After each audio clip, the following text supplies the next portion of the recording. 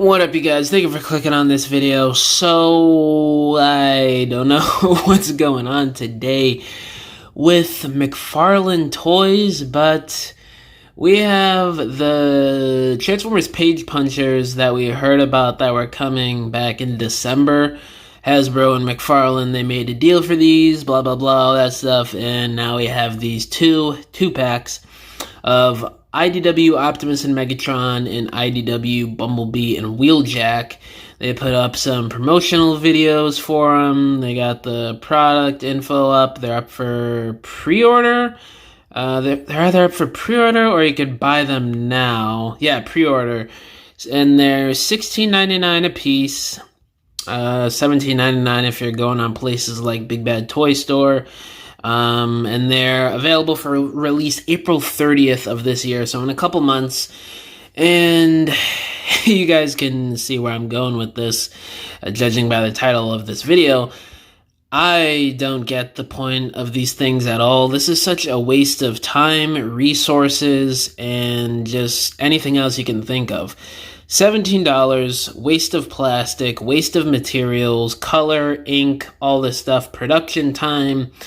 I don't understand who would want to buy these. The original page punchers that McFarlane does for DC, those don't even sell that well to begin with, from what I've seen. So why would Hasbro think this is a good idea in doing a deal with McFarlane, who is well known and memed to death at this point the past 3-4 years for making weirdly proportioned, just straight up bad figures, such as the DC Multiverse line. It seems like he's still stuck in 2005 with these figures, so I don't know why Hasbro would think it would be a good idea to, one, collab with McFarlane in the first place, looking at how he makes the DC Multiverse figures, and two, why they would think us Transformers fans would care about 3-inch, non-posable, non-transformable figures that come with some random comic that they were in from IDW from 10-15 years ago. I don't know. This is weird. This is a weird one. I do not see this line lasting long if this is supposed to be a planned out line that Hasbro and McFarlane have done together, where there's going to be multiple waves for the next year, couple years, however much time they want to do this subline for Transformers.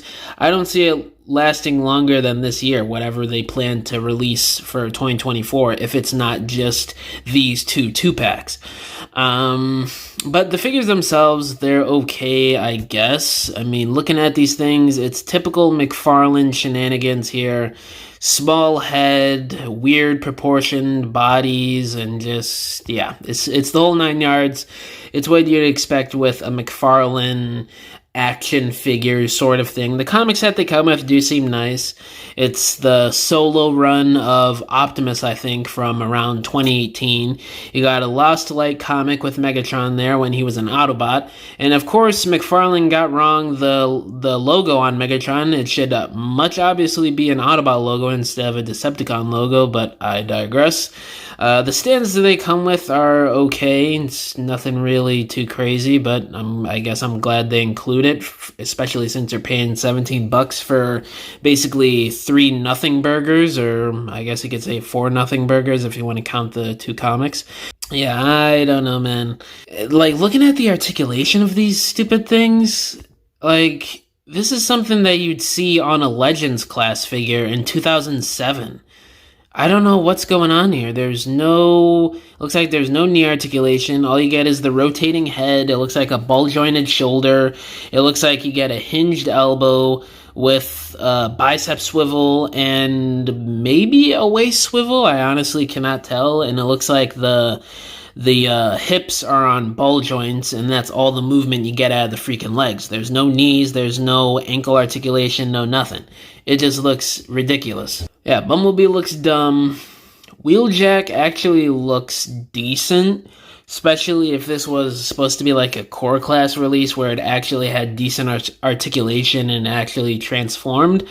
I have really wanted an IDW Wheeljack design, specifically from the... when did he have this look? Like 2011 to like 2014 in the comics?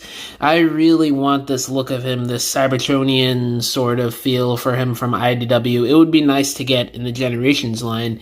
It seems like Hasbro is just not putting their priorities straight, giving us this Wheeljack for the first time ever in the official Hasbro form as this weird 3-inch, non-articulated, non-transformable Page Punchers figure that pretty much nobody's going to care about, and you're going to see this discounted at Ross within a few months to a year. But out of the 2-pack with B and Wheeljack definitely looks like the better of the two. You got a Robots in Disguise comic with Wheeljack, which, by the way, is one of my favorite comic runs for Transformers. And I think this is the solo Bumblebee comic from like 2022 or something like that, right before IDW got canceled. Correct me if I'm wrong in the comments. But that's okay of a comic to include with Bumblebee. Me personally, I would have included something else. If this is a 2-pack with Robots in Disguise era Wheeljack, I would have packed him in with the Robots in Disguise era Bumblebee. Either there's a couple of different designs you could pick from, you know, the Goldfire look, the War for Cybertron game look, which he had in the comics during that time for a little while, and I believe as well the Earth mode he had at the beginning of the Robots in Disguise run. So, and this is not the Earth mode, by the way. It's that muscle car look. It's Goldfire, but with a different head and different colors, if you guys remember. So even this is just an odd pairing. The Optimus and Megatron pairing make perfect sense. It's well, hold up here. Wait a minute. Okay, I see what they're doing now with these 2-packs. It's pretty dumb, but I see what their thinking is here. So this is a G1 design Optimus with an IDW design Megatron. It makes no sense. Why are these 2-packs? They didn't appear together in these looks in any of the comics. Same thing with B and Wheeljack. But my thinking is that they wanted to have more of a, I'm using air quotes here, classic G1 look for a character, and then the other half is the more traditional comic IDW-esque look for the character, which is understandable. You know, they want to appeal to the G1 crowd more so. But man, if you're doing a Page Punchers 2-pack with IDW as sort of the main focus here, why are you shoehorning in straight up G1 designs? Like, even the comic that comes with that Optimus isn't even the exact look he had. He did not have this overly G1 looking robot mode. It was stylized. Like, you could literally see in the image back there for the Optimus comic that it's a stylized design based off of G1. It's not a straight up G1 look. But yeah, this is not too well thought out at all. I think this is pretty stupid.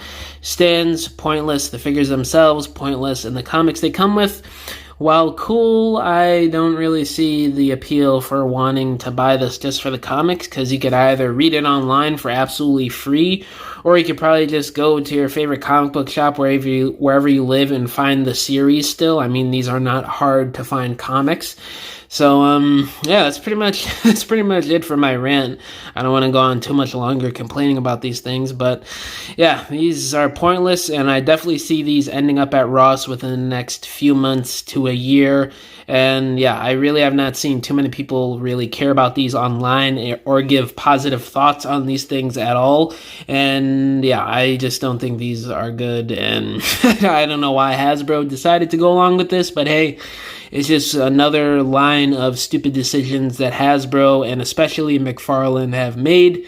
But yeah, guys, thank you for watching this video. Let me know down in the comments below, what do y'all think about these Page Punchers 2-packs? Do you like them or do you hate them? All my social medias are linked down below. Instagram, TikTok, Twitter, Facebook, all that good stuff. My email is also down below if y'all want to hit me up about business inquiries, if you want to message me about whatever, or if you want to commission a diorama from me, because I make dioramas for people for their stop motions photography or just regular display shelves in their homes. You can either hit me up on any of my social medias or just email me and we can work out a deal. But yeah, guys, thank you for watching this video. I'll catch y'all in the next one. Bye!